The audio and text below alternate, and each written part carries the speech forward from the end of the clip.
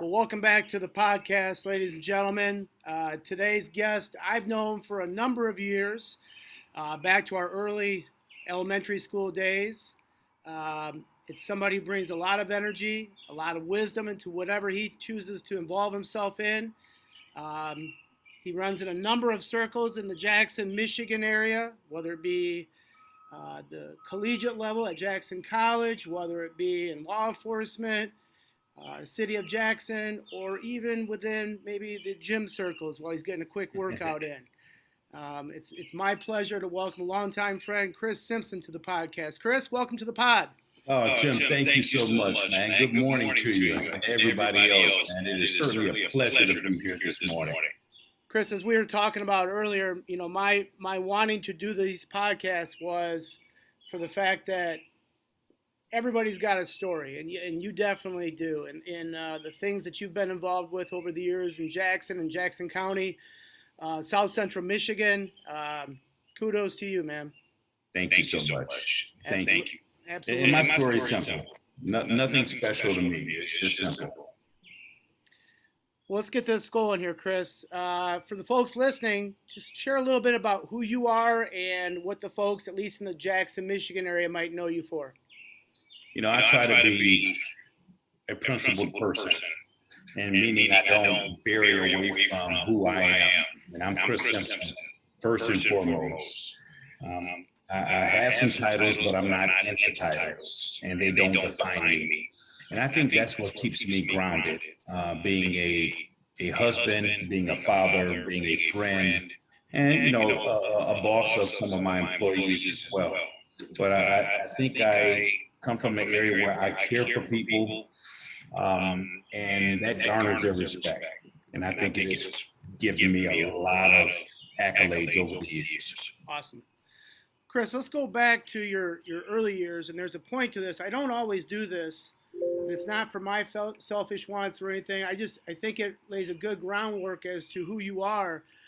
You grew up in Albion initially, Yes. if I'm not mistaken, and then moved to the Jackson area. Talk a little bit about, I know you still have a lot of family roots in Albion, strong family. Talk a little bit about what family means to you and the individuals that are still there. Absolutely. And actually, I came to Albion from Los Angeles, California. Wow. And so that was a big change. I came from LA to Lincolnshire. So that was a big change for me at 7, 8 years old. But I really, really enjoyed my family. I came to Albion and I walked right into a plethora of cousins, aunts, uncles. My grandmother was here. And that's when I really started fostering what family is all about. We didn't have a lot, but we had each other. And with love, discipline, and of course, being in that church seemed like it was every day on the week. I mean, we grew as a very, very close family. So they are very important to me. My aunts and uncles, some have passed over the years, but I still have a few of them left. And in Albion, I think the eldest is my Aunt Honey.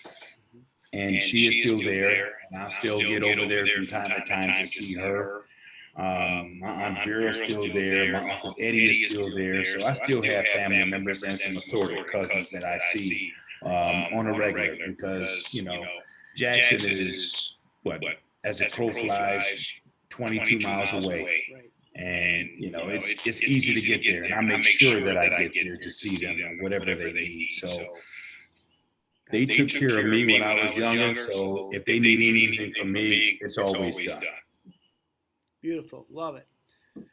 Chris, you and I shared a few mentors growing up, whether it be Harry Bonner Sr. or Tillman Cornelius. Every great man has somebody or a number of people, if you're blessed, in your life to help you kind of show you the way. You talk about being principled. Talk a little bit about the individuals, the core group of men who shaped who you are. Absolutely. And the first and foremost, it starts with my uncles. They all shaped me on more or less how to be a man, how to be respectful, and how to garner that respect from others. And they showed me that on a daily. Outside of my uncles, I mean, you mentioned two big stakeholders that were in Albion, and Harry, Mr. Bonner, and Tillman. And I remember coming to Albion and not playing sports, and all my cousins played sports, and I was the sorry kid. And I remember playing recreational basketball, and I remember Tillman just always on me, and he saw something in me that I didn't see, and he would call me, you know the word, man, Simpson, you sorry, and I could still hear his voice. But it wasn't just me. He pointed out, you know, everybody. But he also gave kudos and accolades when you did well. Yes. And I always wanted to try to please him in those short time that I was there in Albion. So from a sports, team building, mentor, Tillman was that guy. There was no doubt about it. He was that guy. He ran strict programs. If you stepped outside of his program, you're gone. You know, we'll see you back next year. Tell your mother and your father to come see me. Absolutely. I mean, he was that guy. Absolutely. So not only was he was strict and well organized and disciplined, but he ran a good program. So he definitely got me on my way for sports and team building. I don't think anybody could deny he embodied tough love. If he didn't get on you, you should wonder. Yes. You know, if he didn't cuss you out when you were 12 years old, you should wonder. Yes. You know, and you knew he noticed you. You knew he noticed you, whether it be Chris Simpson or Tim Rumler or Mill Coleman or whoever it happens to have been. The best of us got him. You know, Absolutely. and he yelled at us. So without a doubt. And Mr. Bonner was just. He was there as well, but he was more of a smoother approach, as I remember him. He would pull people off to the side, talk to them.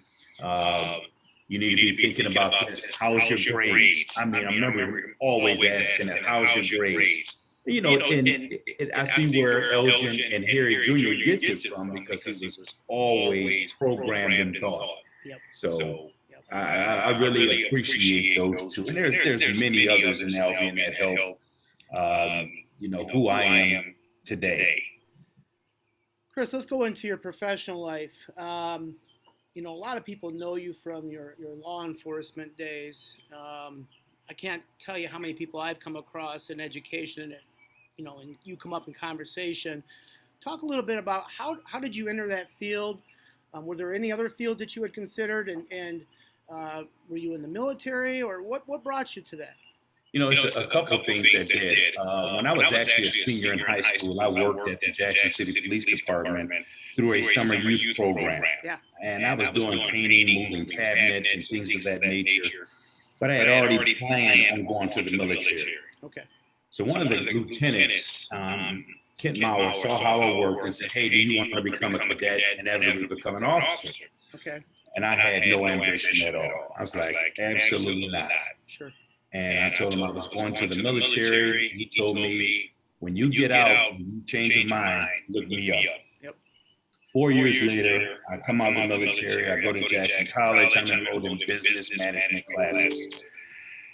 And slowly but surely, I was like, maybe this isn't for me. Let me go talk to Captain Mauer. He gave me a job as a cadet, and it was easy. And what made law enforcement easy for me was that upbringing I had on how to respect people, as well as doing a tough bid in the military. You know, being airborne infantry and all of that. Everything else in life seemed easy after that. And I had an opportunity to serve my community here in Jackson as an officer. You know, I went through narcotics, SWAT team, school resource officer, promoted to sergeant, lieutenant commander, honor guard. So I did a lot within the organization. So I think I touched many pockets of our community. And I think that's where I garnered my respect from. And it wasn't always easy, because there were some stressful days, wear and tear on the body, mental, being away from family, losing others, just tough. Now, you have retired from law enforcement, correct? I retired from the city police department in 2017. Okay. I worked for just about 4 years with the VA out of Indianapolis. Okay. Being a veteran. Sure. A good friend of mine, who was my detective at the time, Gary Schutte, ran for sheriff Jackson County. Okay. He asked me to be his number 2, so right now I'm serving as his undersheriff at the Jackson County Sheriff's Office. So I'm back in the saddle. Back in the saddle. Loving it. I am. It's a wonderful organization. We're making some good strides with a lot of strides to go from our vision. Chris, I know your own immediate family means the world to you in the time that we've had a chance to get caught up over the last few years.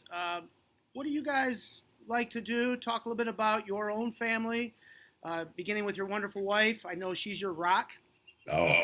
And anybody who knows you, I don't know your wife that well, but I do know that she is your rock. You can tell that from your social media. You can tell that from people I talk to. Talk a little bit about your family. What do you guys like to do in and around the Jackson community? Well, one thing, you are correct. She definitely is the rock and a strong part of the foundation of my family. Strong worker, loving mother, and just an all-around good person. And me and Erica actually went to high school together at Jackson High. Okay. And she had 2 years on me, so my sophomore year we shared a gym class. When I was at the police department, a young rookie, I went to the emergency room, and there she was, working as a nurse, ER nurse. We rekindled some things, and here we are, 25 years later. 4 beautiful children. I don't say they're children, they're young adults. And they are just the joy of my life. I do have one grandson now, and he is 9 months.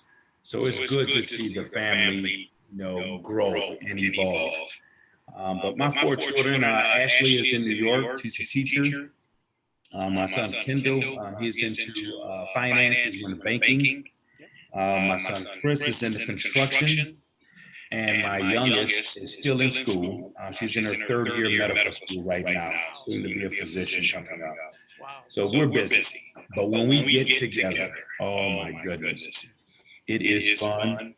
It is laughter. We go down memory lane, and we support each other. Nice. Let's transition over to, I think, one of your most recent endeavor, and that's taking on a role at Jackson College. Let's talk a little bit about that. How did that materialize? I've always been associated with Jackson College. Obviously, I went to school there.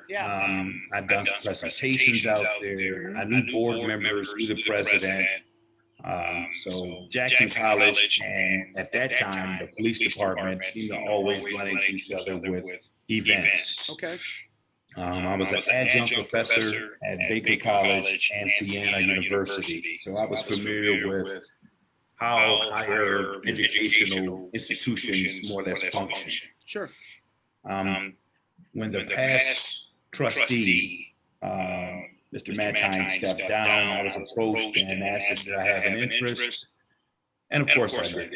And I was chosen amongst like 7 or 8 candidates. And so far, so good. It's only been a few months, but it's been fun. I've been pretty engaged with some of the functions at the college, the graduations, the administration work of it, working with the president daily.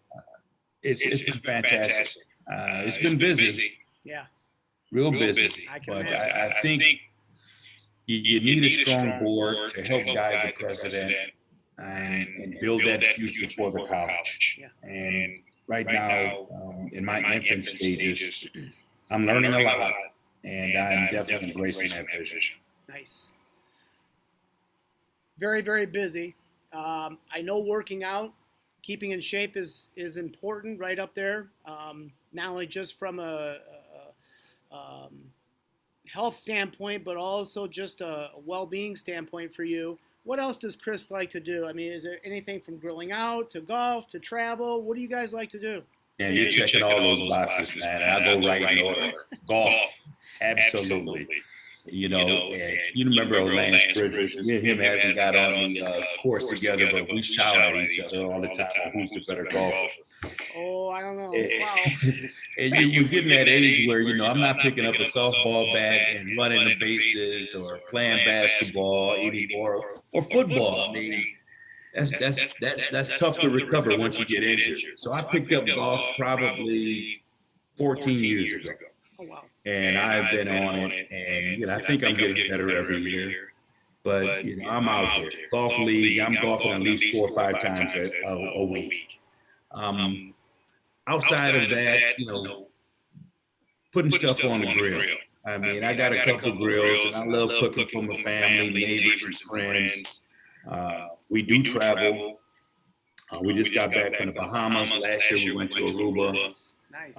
We got a few interstate things planned South Carolina, California, New York. So we did it in at this age. We're not just sitting at home. We try to enjoy our life, especially being the wife, as far as when the kids were younger.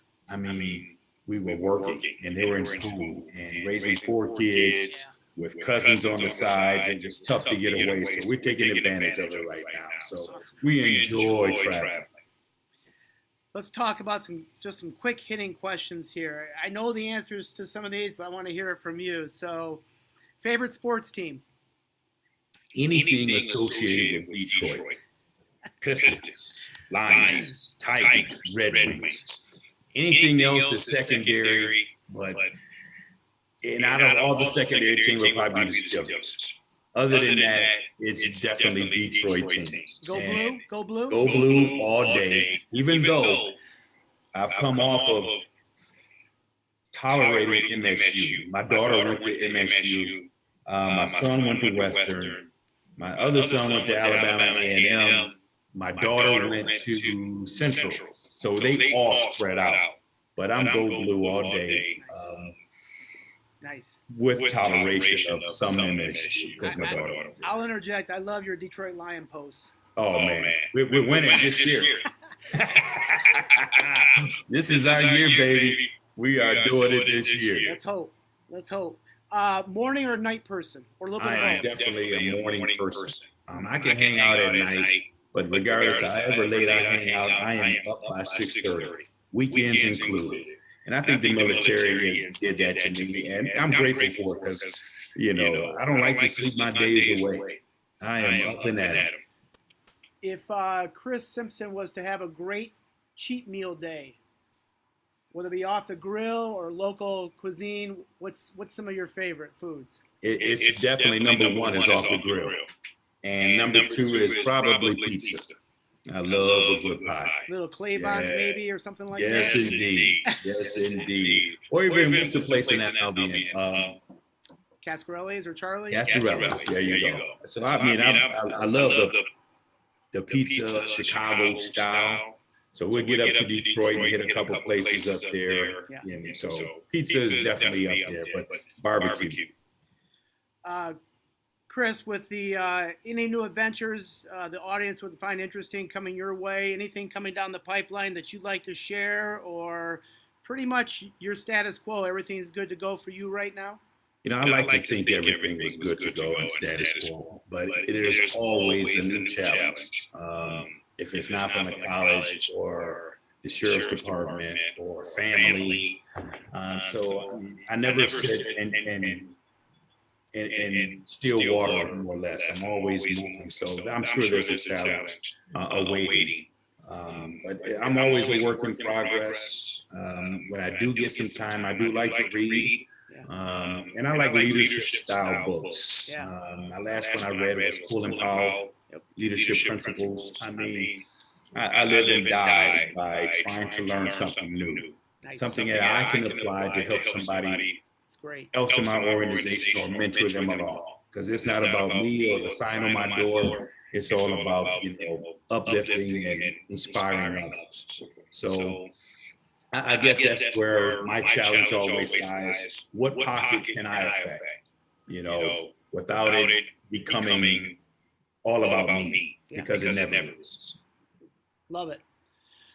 Chris, where can folks find you if they want to reconnect you, whether it be Albion, Jackson, anybody that might want to reconnect with you from your background? Where can they find you on social media or otherwise? Yep, on social media, I'm on Facebook, and I'm also on LinkedIn. I mean, those are pretty much the only two that I operate on. I don't do anything else. I probably should open up a little bit more.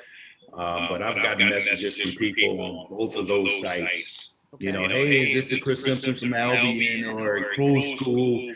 And yes, it is. And do you remember me? And I mean, I love that. And I think that's how social media should be used. And I've reconnected from God from the military, college. So it's a wonderful tool. My family uses it all the time. My kids probably use it a little too much, but that's the way it goes today, right? That's right. Well, I'll tell you, I'll testify here. You were one individual I looked up to growing up athletically. You were gifted. I know you're too modest to say so.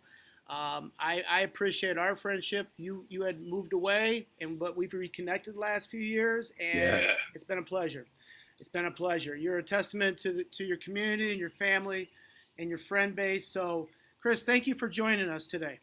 Tim, it was certainly my pleasure, and it was good to see you. And you reach out anytime. I would love to be another guest or anything else that's coming down your pipeline. I'll stay on your social media and look at you kill that run time and your VO2 max. And man, I saw the one this morning. I was like, man, he's killing it. 5 miles. Look at that. Well, I'm gonna bring my gal over, and we're gonna do a little grilling out. I think you got a pool, correct? Oh, absolutely. If I saw the recent cost of swimming in the Simpson pool post. Chris, thanks again, buddy. Oh, man. Take care, Tim. Good to see you, brother. Thank you, buddy. Take care. All right.